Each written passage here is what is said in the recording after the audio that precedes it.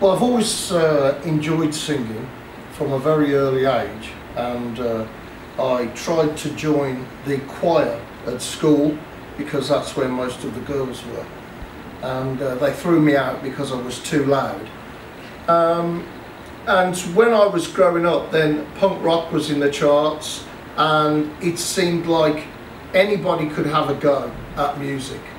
And a little later on, then I saw Ronnie James Dio in concert on the Holy Diver tour, and it was when I saw him that I thought, well, I want to be a professional singer and tour the world, and I just, that was it. I decided, well, that's what I'm going to be, and I just worked and worked and tried to become the best musician that I possibly can, and I'm very, very lucky with a lot of support from my family and from friends, and now a lot of support from fans, that I'm able to live my life and live my dream as a professional singer.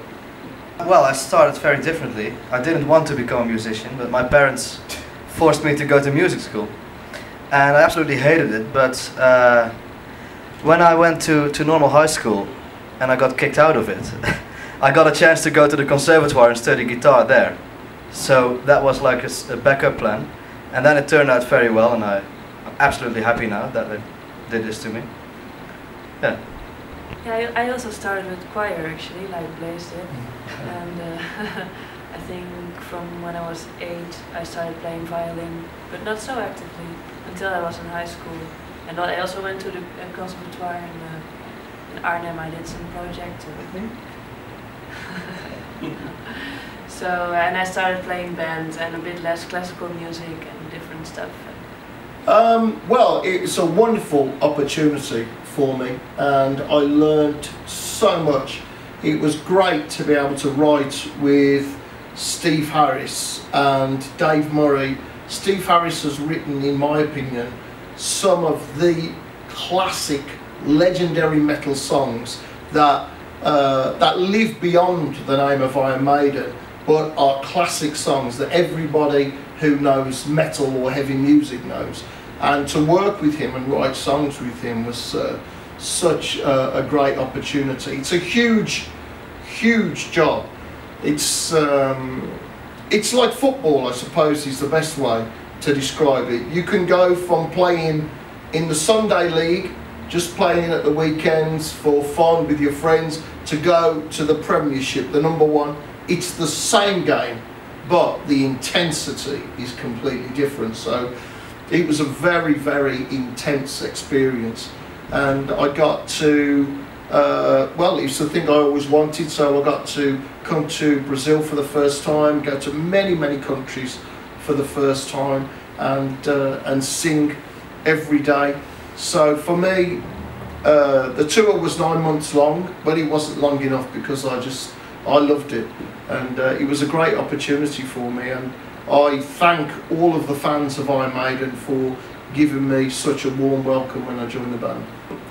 Well, I have a new album. My new CD is called Soundtracks of My Life, and it's a collection of 30 songs from when I started, really.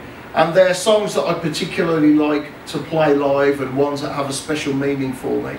And the tour to promote that album starts in Brazil in January in 2014, and I'm very excited about it. There's too many crazy things to remember. I've had a lot of underwear thrown on the stage, and not always from women, and a lot of crazy things. But one that always sticks out is I like to sign for my fans after every concert, whenever there's time, unless I have to catch a flight, or if I'm sick then I don't. But most of the time I try and sign for my fans. And one of my fans from the Ukraine, who lives near the Black Sea, he came to the signing and he put on the table a bucket with 6 live crabs. And he said, "Blaze, these are my gift for you. I caught them this morning in the Black Sea."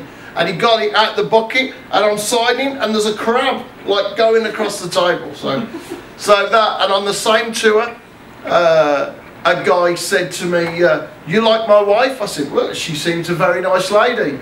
And he said, you take my wife. You can have me, you have my wife. My wife goes with you, Blaze. I go, oh no, I have my own wife, no.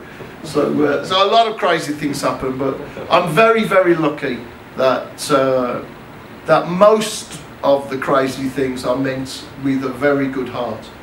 I can't speak for other musicians. I can only say for myself. But for myself, then, if you really want to know what's happening, you go to my official Facebook or my website, and then it's from me. So Instagram, that's it. Right? That's how it works. So in the years gone by, there were no mobile phones, there was no Facebook, there was no iPad, there was nothing like that. But now, if I meet my fans one day after the concert, the next day there's a picture online of us together. And if something crazy happens, then I can say, ah, this is happening. So years ago, you could see the artist at the concert, but really you know what happens at the concert because you're there, but it's all the bits in between that you think, well, it's such a different life. So for me, that's it. And I'm a very, very small artist in the world. I'm a cult figure with just a few thousand fans around the world, but I'm very lucky. They're very loyal fans that really love what I do. And it's nice that I can keep in touch with my fans directly, with no spin, not having to talk to a journalist, not having to talk to anybody, talk directly to my fans to explain. So that's how it's changed for me. But I don't know how other artists use it. I know that, yeah, I know that different people have different ways of doing it. Well, so far so good. It seems to have worked out very well. I'm very happy to have a Brazilian website, something in Portuguese. Now I have more fans in Brazil than any other country in the world. It just changed this year. So for me, it's absolutely great to have a Brazilian website, and thank you very much to Locomotive for making that happen. Okay.